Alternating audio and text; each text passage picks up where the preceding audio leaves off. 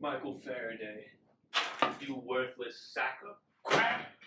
Did you lie about the electric fields, Michael Faraday? You don't have to answer that question.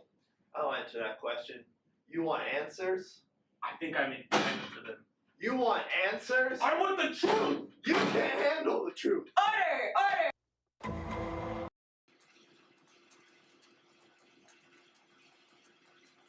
Is this magic?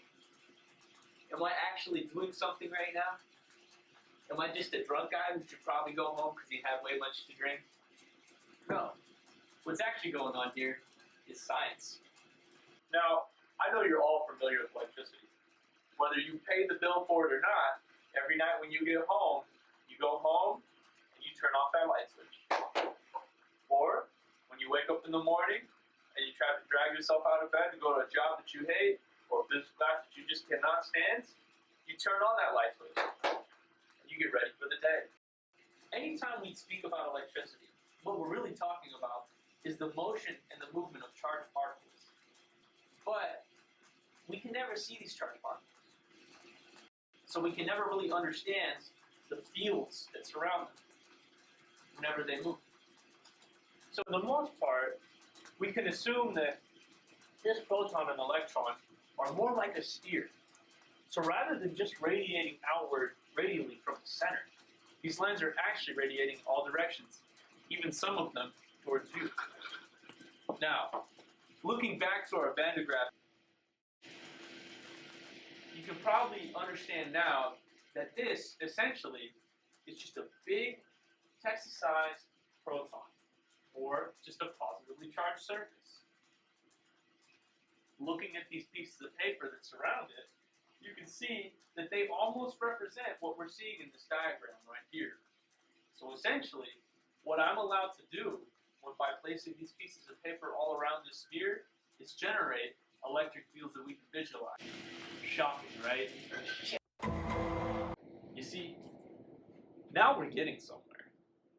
Let's take some time to familiarize ourselves with the rules and regulations provided by physics. Take this eraser, for example. When I hold it up in the air as high as I possibly can, up here, we have nothing but potential energy.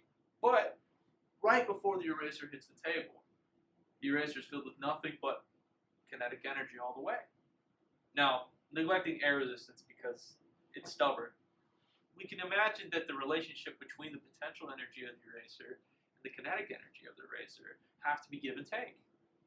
When one is at its max, the other one has to be at its minimum, and vice versa. Now, the same applies with particles in electric fields.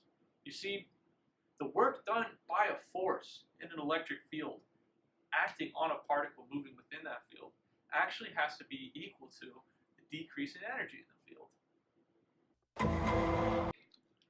P. P. Momentum. That's right. Momentum. See, Newton likes to define momentum in his second law. Not the first, doesn't mean it's not quite as important, but the second law, as the force of an object. It's equal to the rate of change of momentum. Momentum, that is. Now, just like any other aspect of science, particles and electric fields still have to obey to this law. So, when you have a particle moving through an electric field, its interactions with other particles and its interaction with the field itself causes it to lose momentum, or at least change momentum. However, looking at the particle, we find that some of this momentum just gets lost. It doesn't get transferred to any of the other particles it interacts with.